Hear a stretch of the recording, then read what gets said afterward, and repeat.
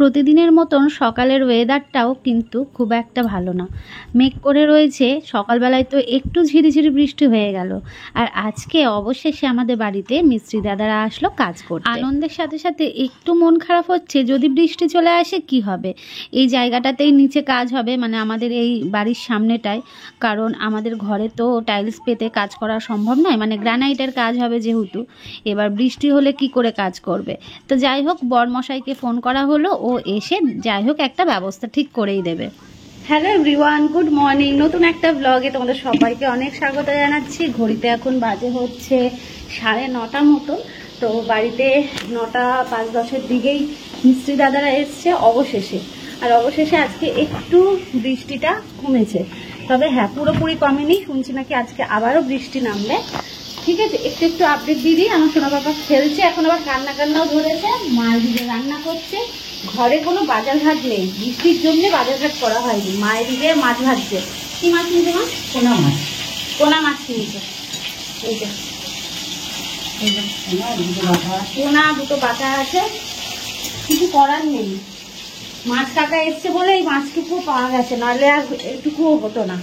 আর এদিকে আমার সোনা পাপা হচ্ছে খেলু করছিল, কারণ মিস্ত্রি দাদারা এসছে কি লাগবে না লাগবে সেই জন্য একটুখানি ওদিকে আমি দেখছিলাম। আর ওকে একটুখানি রেখে গেছিলাম। ও মানে চুপচাপ থাকলে খেলা করে, কিন্তু লোকজন থাকলে আর একটু বেশি খেলা করে। লোকজন না দেখলে ও একটুখানি গানু করে, বুঝতে পারলে। এখন বাইরে একটু হালকা রোদের তাপ দেখা দিচ্ছে, যেন রোদ ওঠে। আর ভালো লাগছে না, সত্যি ভালো লাগছে না, মানে পচিয়ে দিল। মানে যার সাথে কথা হচ্ছে সেই বলছে আর ভালো লাগছে না, আর ভালো লাগছে না। আর আমার জিভের এই ব্যথাটা এখনো সারিনি, দেখতে হচ্ছে এখানে ফুলে গেছে। প্রচন্ড খেতে কষ্ট হচ্ছে, পুরো জিভের সাইডে হয়েছে। তো এইগুলো দিয়ে প্রচন্ড ব্যথা। আর আমার পাপা কি করছে, কানু করছে। চলো, ও বলছে যে আমাকে সময় দিচ্ছে না, মা এখন ভিডিও করে যাচ্ছে, চলো পরে দেখা হবে। দুদিন আগে বলেছিলাম যে একটা পার্সেল এসছে বাড়িতে, কিন্তু কে পাঠিয়েছিল সত্যি বুঝতে পারছিলাম না। তারপর দেখলাম যে আন্টি পাঠিয়েছে আমার সোনা পাপার ছোট ছোট জামা কাপড়গুলো বা ন্যাপিগুলো শোকানোর জন্য। আর এই ভিডিও ক্লিপটা ছিল দুদিন আগের ব্লগেরই, কিন্তু আমি দিতে ভুলে গেছিলাম, তাই আজকের ব্লগে শেয়ার করে দিলাম। আর জানি তোমাদেরও দেখতে ইচ্ছে করছে সেই আন্টিকে। তো দেখো, আমি পাশে ছবি দিয়ে দিচ্ছি। এই হচ্ছে আন্টি, আমার সোনা পাপার জন্য অনেক ভালোবাসার উপহার পাঠায়। তাদের মতো নিবা, তাহলে জলটা বাদ দিতে দেবো। যে কলা গাছে না, যে কাটা, ও যে পেছনে সেগুন গাছ আছে, সেগুন গাছটাতেও বাঁধতে পারো।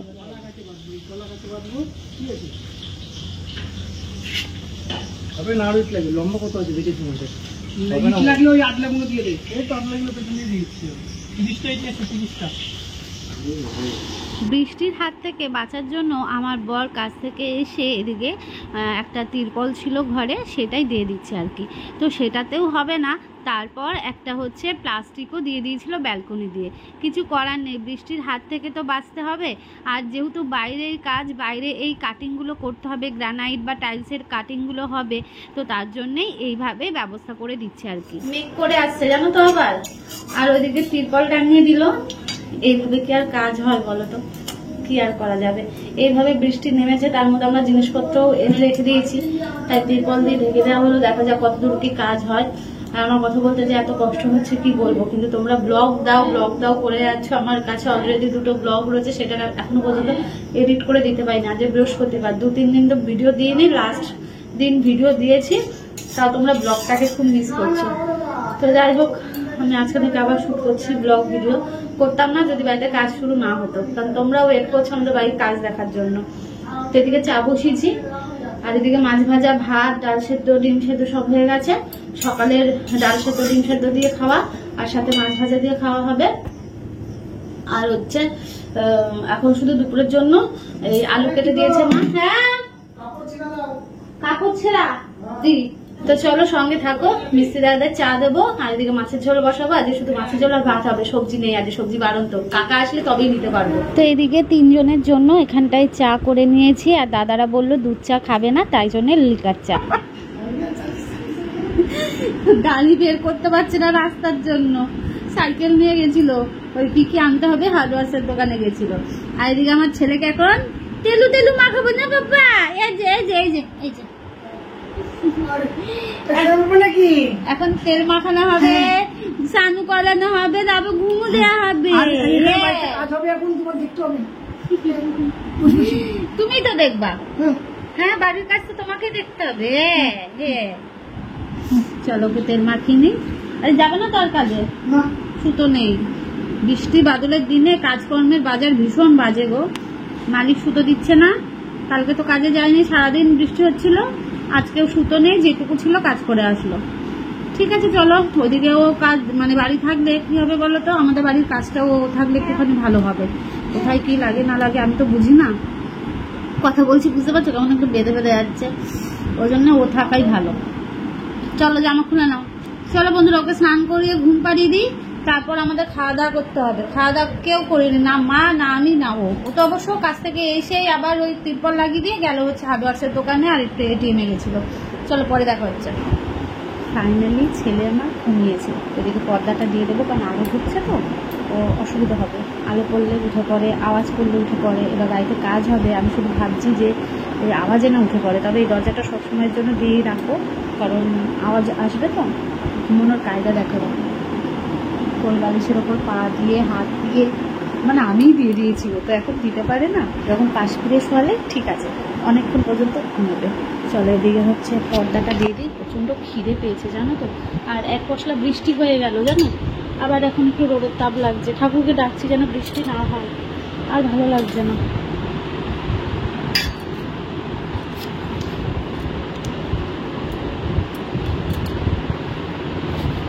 পর্দাগুলো পাল্টাতে হবে, ঘরের একটু মোটা দেখে একটু পর্দা আনতে হবে।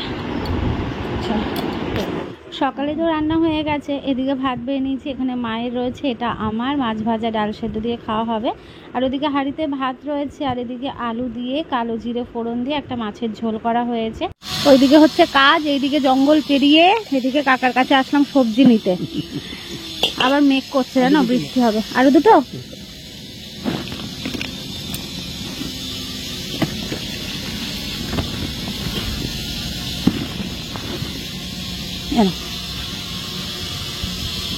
হয়েছে, টমেটো দাও, বেশি ছোট বড় দেবা না, হ্যাঁ একটু ছোট ছোট দাও, 100ই দাও।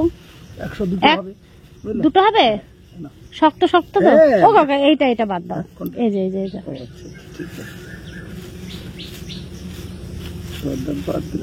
হ্যাঁ আর কি দেবো?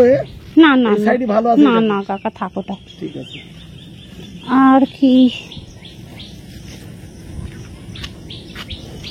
কলা আছে, এখানে ভেন্ডি আছে, সজনে ডাঁটা আছে, উচ্ছে আছে। পুঁই শাক দাও কাকা, 5 টাকার পুঁই শাক দাও, 5 টাকার হচ্ছে কুমড়ো দাও। কুমড়োটা 5 টাকার হবে না, পুঁই শাকটা 5 টাকার হবে। কেন হবে না? 40 টাকা কিলো। যেটুকু হয় সেটুকু দাও, 10 টাকার যেটা হয় তার অর্ধেক দাও। হ্যাঁ, কারণ আমার ওই এক তরকারিতেই লাগবে, আর রাখলে নষ্ট হয়ে যাবে। আমি যখন ফ্রিজ কিনবো তখন বেশি করে নেবো। মোটা দেবা, মোটা। মিষ্টি কুমড়ো, হ্যাঁ 5 টাকার মিষ্টি কুমড়ো। কুমড়ো কাটবা, শুধু ভিডিও করবা, ছাড়বা। আমার মানে বলে কাকা তোমার তো সবাই তো তাহলে জানবে কাকা যে আমি তোমার কাছে সবজি নিই, তারাও নেবে তোমার কাছ থেকে।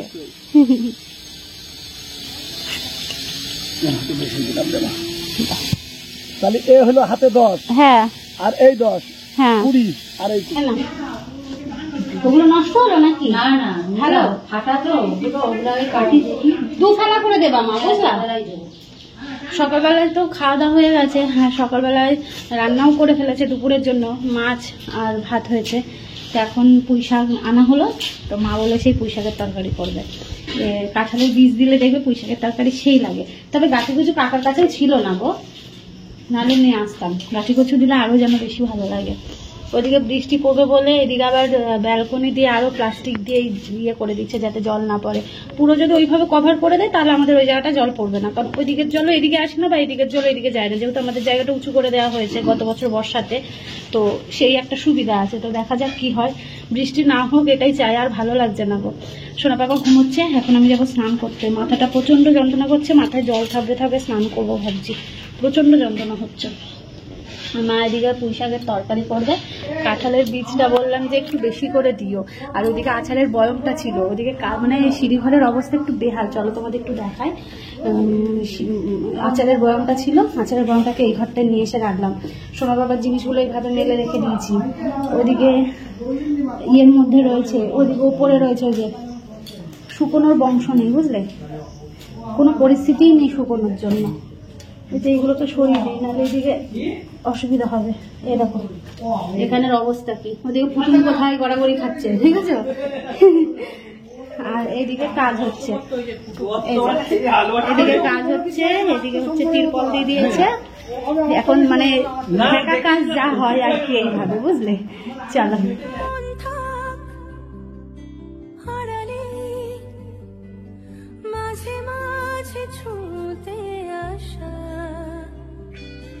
জানি হাত বাড়ালে ধরা দেবে ভালোবাসা, তুমি পথে চেনো, পাশে আছি জেনো, আমাকেও সঙ্গে নিলে থেকে যাব তোমায় আমায় মিলে, থেকে যাব তোমায় আমায় মিলে।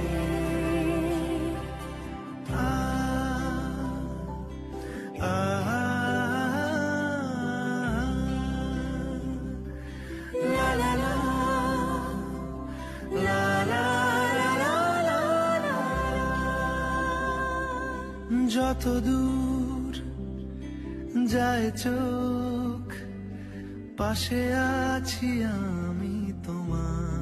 রাত্রিবেলায় ঠিকঠাক ঘুম না হলে চোখের অবস্থা এরকমই হয়, চোখ দুটো জ্বলে যাচ্ছে আর চোখের তলা বসে যাচ্ছে। কিছু করার নেই, নতুন মা হয়েছি, এইগুলো তো ফেস করতেই হবে, তাই না? তো স্নান করে আসলাম আর মাথায় জল পড়েছে, এখন প্রচণ্ড ঘুম ঘুম পাচ্ছে। তো সোনা পাপা ওদিকে ঘুমোচ্ছে আর আমি হচ্ছে সকালবেলা খাওয়া দাওয়া করে সবজিটা এনে দিলাম। মা হচ্ছে তরকারি রান্না করলো, মানে এক তরকারি দিয়ে তো খাওয়া যায় না, তাই মা বললো হচ্ছে একটু পুঁই শাকের তরকারি করি, তো সেটা করলো। আর আমি বসে বসে হচ্ছে এডিট করে নিলাম, মানে সোনা পাপা ঘুমোচ্ছিলো, আমি ঘরে বসে এডিটের কাজটা সেরে নিলাম। আর ওদিকে তো কাজ হচ্ছে, তোমাদের সাথে চলো একটু শেয়ার করবো। ওই গ্রানাইটগুলো কাটার কাজই চলছে আর কি। মানে প্রথমে তো মাপঝোপ করে কেটে নেবে, আর যা আওয়াজ, দরজা না দিয়ে রাখলে হবে না। তবে হ্যাঁ, সোনা পাপা আওয়াজে যে ঘুমাচ্ছে এটাই অনেক বড়, কারণ ও প্রচণ্ড সজাগ, জানো না, একটু আওয়াজ হলেই ও উঠে পড়ে। আর ওই এডিট সেরে যে স্নান টান করে ফ্রেশ হয়ে আসলাম। বাইরে বৃষ্টি নেই, মাঝে একটু বৃষ্টি হয়েছিল, তবে এখন না রোদের একটা তাপ তাপ ব্যাপারটাই উঠেছে। খুব চাইছি মন প্রাণ থেকে যে রোদ উঠুক। বিশ্বাস করবে না, কাঁথা কাপড় কিচ্ছু শোকাচ্ছে না। আমাদের কথা বাদই দাও, আমার ছেলের কিছু জিনিস শোকাচ্ছে না। মানে যাদের বাড়িতে বাচ্চা আছে তারাই জানে, বাচ্চা না থাকলেও দেখবে এই বৃষ্টি একভাবে লেগে থাকলে, মানে 1 মাস টানা, এই আষাঢ় মাসটা 1 মাস টানা কিন্তু এরকম বৃষ্টি হচ্ছে, রোদ নেই।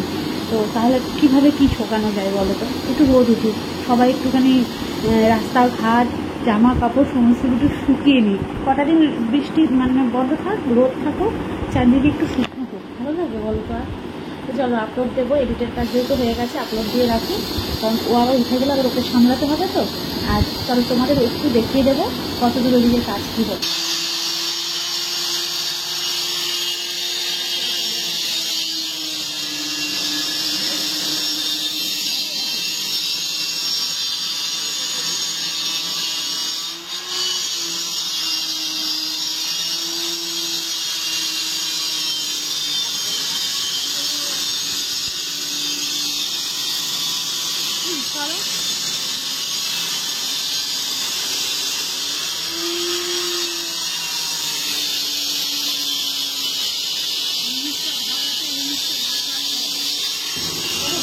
বৌদি দিয়ে গেল প্রসাদ। আসলে আজকে বৃহস্পতিবার ছিল, তার মধ্যে আজকে মনে হয় পূর্ণিমা ছিল, তো ঘরে পুজো করেছে, প্রসাদ দিয়ে গেল। সবে তো আজকে সিঁড়ির কাজটা শুরু হয়েছে, তবে এই যে সিঁড়িটা দেখছো কদিন পরেই কিন্তু একটা গ্রানাইট লেগে যাবে, আর দেখতে কেমন হবে না হবে সেটা নিয়ে আমি প্রচণ্ড এক্সাইটেড। কারণ সত্যি বলতে সমস্তটাই আমি আর আমার বর দুজন মিলে ডিজাইনগুলো দেখে দেখে দিই যে এটা করলে ভালো হবে, ওটা করলে ভালো হবে। তো দাদাকে ডিজাইন তো দিয়ে দেওয়া হয়েছে, এখন হওয়ার পর দেখা যাবে কেমন কি হয়। তো আমিও প্রচণ্ড এক্সাইটেড হয়ে রয়েছি দেখার জন্য। দুপুরের খাওয়া দাওয়া সেরে নিয়েছি, আর এইদিকে মা এসেছিল বাসনগুলো মাজার জন্য। আমি বললাম ছাড়ো, তুমি তো করোই, তুমি একটু রেস্ট নাও, আর নাহলে সোনা পাপার পাশে গিয়ে শুয়ে থাকো। তো আমি এদিকটা একটু করে নিই। তো কি বলো তো, অনেক দিন সংসারের কাজকর্মগুলো করি না, তো মিস করি জানো তো। তো ভাবলাম যে চলো আমি একটুখানি করি, মাকে নয় একটু রেস্ট দেওয়া যাক। তো এদিকে গ্যাসের জায়গা সমস্ত কিছু একটু মুছে নিলাম, টাইলসটাও একটু মুছে নিচ্ছি। ভাবছি কদিন পরে, মানে আর কিছুদিন হোক, এখন তো সবে আমার প্রায় 2 মাস হয়েছে, ডেলিভারি হয়েছে, তো আর কিছুদিনটা যাক, তারপর এই জায়গাটায় উঠে পুরো টাইলসটা দেখতে পাচ্ছ গরম জল করে পরিষ্কার করব। কারণ জানলাটাতেও না অনেক তেলচিটে হয়ে গেছে, মানে বিচ্ছিরি লাগছে। তো এখন নয় যেটুকু নিচ থেকে পাচ্ছি সেইটুকু করে রাখি। তো এইগুলো মুছে নিয়ে তারপর বাসন যে কটা রয়েছে এইগুলোকে মেজে নেব।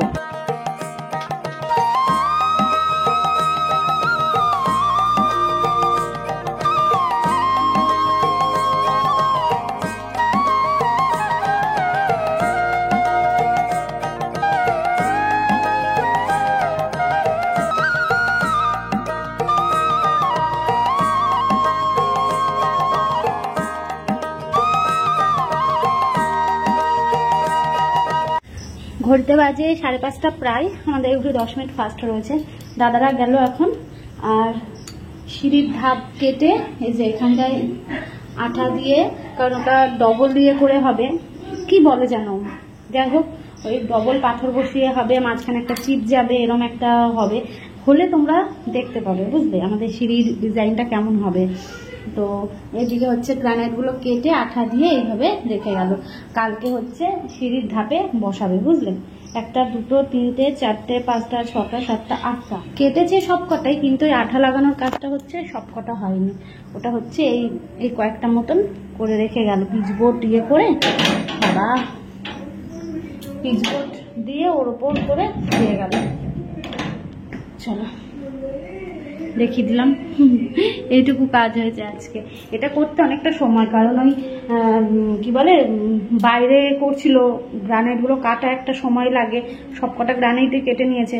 আর আজকে বেশ ভালো ওয়েদার দিয়েছে জানো তো, ভালো রোদ উঠেছিল, অনেকদিন পর আজ একটু রোদের মুখ দেখলাম। রাতে মা রুটি করলো, আর চাটুটা যেহেতু গরম ছিল তাই ভাবলাম একটু কান গলায় সেক করে নিই, কারণ প্রচণ্ড মানে গলার দিকে, তারপর কানের পাশ দিয়ে প্রচণ্ড যন্ত্রণা হচ্ছিল ওই জিভটার জন্য। মানে একটা সামান্য জায়গায়, মানে জিভের মধ্যে একটা সাদা মতন হয়েছে, তার ফলে আমার কান, মাথা, গলা সমস্তটাই নিয়ে যন্ত্রণা। ওষুধ তো খাচ্ছি, কিছুতেই কিছু হচ্ছে না, আবার নতুন করে দেখছি আবার হচ্ছে সারার বদলে। তো যাই হোক, দেখি কালকে ডাক্তার দেখিয়ে একবার ওষুধ নিয়ে নেব। চলো আজকে ব্লগটা এখানে এন্ড করলাম, কেমন? ভালো থেকো সবাই, সুস্থ থেকো।